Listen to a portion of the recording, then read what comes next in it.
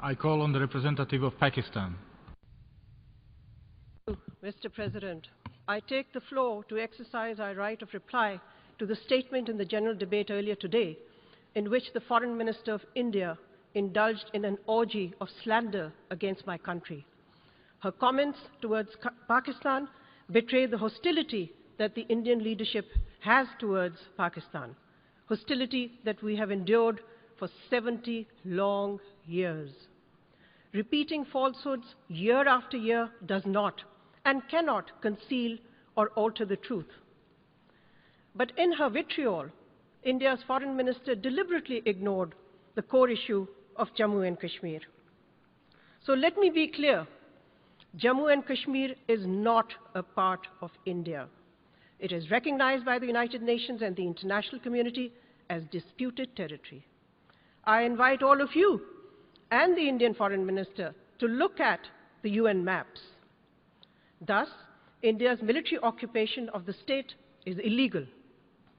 The UN Security Council has, in over a dozen resolutions, decided that the dispute must be resolved by enabling the people of Jammu and Kashmir to determine their own destiny through a UN-supervised plebiscite.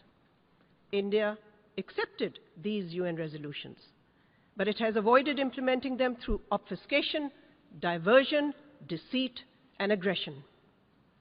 India's brutal occupation of Kashmir has killed over 100,000 innocent Kashmiri children, women, and men.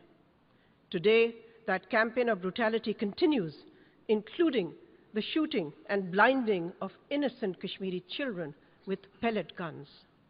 Yet every day, these Kashmiri children, women, and youth come out on the streets to demand that India get out of occupied Kashmir. India cannot hide behind semantics. Any interstate dispute like Kashmir is by definition an international dispute. If the parties fail to resolve a dispute, the UN and the international community has not only the right, but the obligation to intervene and help to resolve the dispute. In the case of Jammu and Kashmir, that obligation is explicit, since the Security Council has been involved with this dispute since its very inception, and because the Council has prescribed very specifically and precisely how the dispute should be resolved. UN Security Council resolutions do not lapse with time, nor are they overtaken, as the Indian Foreign Minister put it. Law, Mr. President, has no expiry date. Morality has no sell-by date. India's posture is that of the predator. It cannot escape its legal and moral obligation to abide by the resolutions of the Security Council. Any other interpretation will open the door to the logic of force in international relations. India, Mr. President, now also refuses a bilateral dialogue with Pakistan, either composite or comprehensive. The conditions it poses, that first there be an end to violence, begs the question. Violence emanates first and foremost from India's occupation and brutal suppression of the people of Kashmir. Under the circumstances, my Prime Minister has proposed that the Secretary General should appoint a special representative or a special envoy, as several of his predecessors did, to promote the implementation of the relevant provisions of the Security Council resolutions. At the same time, the United Nations should also take steps to investigate India's ongoing and massive violations of human rights in Kashmir, end the impunity enjoyed by India's security forces, lift the draconian emergency laws, and punish those responsible for the war crimes and for the genocide in Kashmir. Mr. President, if the international community wishes to avoid a dangerous escalation between India and Pakistan, it must call on India to halt its provocations and its aggressive actions. It must end the ceasefire violations along the LOC. It must halt its sponsorship of terrorist groups inside Pakistan. Mr. President, India's Foreign Minister has spoken much about terrorism. The UN should actually define terrorism. And in that definition, we should include state terrorism. The state terrorism which the Indian National Security Advisor has boasted is being sponsored by India's spy agencies in my country. in what he called a double squeeze strategy.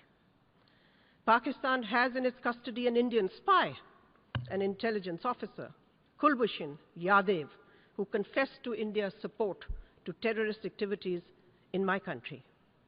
In fact, India has considerable experience in the state sponsorship of terrorism in our region. It has sponsored and perpetrated terrorism and aggression against all its neighbors, creating terrorist groups, destabilizing and blockading neighbors to do its strategic bidding, and sponsoring subversion, sabotage, and terrorism in various parts of Pakistan.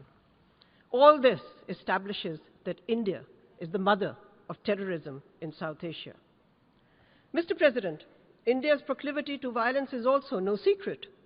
In the 70 years since its independence, India has been engaged in at least over a dozen instances of the use of force and continues to face 17 insurgencies in its own land. It has fought a war with or in each of its neighbors. Mr. President, the Indian Foreign Minister sought to denigrate my country's founding father, Quaid-e-Azam Muhammad Ali Jinnah.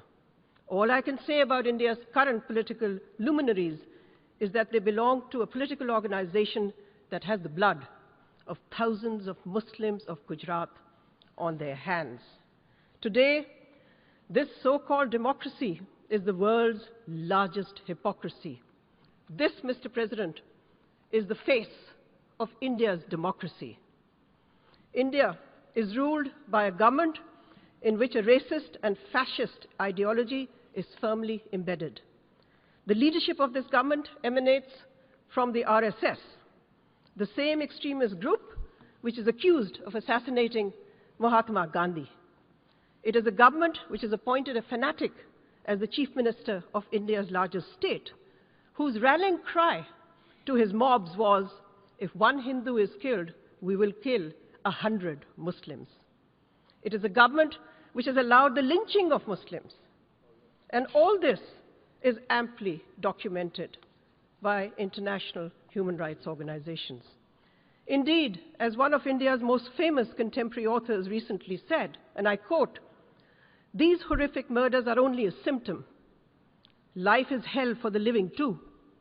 Whole populations of Dalits, Adivas, Muslims, and Christians are being forced to live in terror, unsure of when and from where the next assault would come," unquote. And then again, quote, "Much of what is in the air in India now is pure terror, in Kashmir, in other places," unquote. Mr. President, the Indian Foreign Minister spoke about human rights. So let me ask, who is using pellet guns that are blinding unarmed protesters, including children, infants, in occupied Kashmir? Who is violating the fundamental rights, not only of the brave people of Kashmir, but hundreds of millions of Indians? And who is using rape as an instrument of terror, as an instrument of state policy to crush a popular and indigenous movement in the occupied state of Jammu and Kashmir? In conclusion, Mr. President, let me say, Pakistan remains open to resuming a comprehensive dialogue with India to address all outstanding issues, especially Jammu and Kashmir, and to discuss measures to maintain peace and security. But this dialogue must be accompanied by an end to India's campaign of subversion and state-sponsored terrorism in Pakistan. I thank you.